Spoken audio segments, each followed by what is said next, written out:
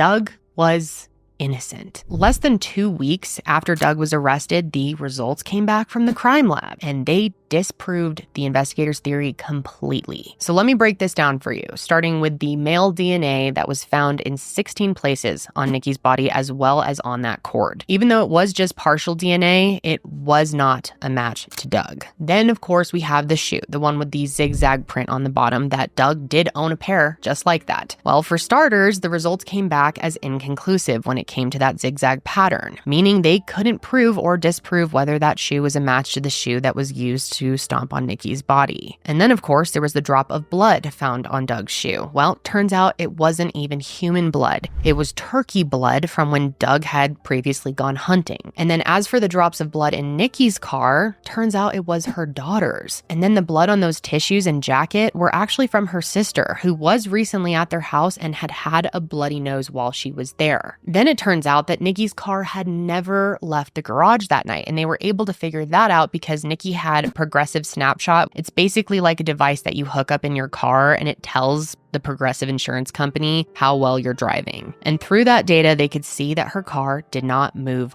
all night. And so ultimately, they did not have enough evidence to keep him behind bars any longer. So after 18 days, Doug was released. But with the exception of his friends, most people still thought he was guilty, and they couldn't understand why they were letting him out.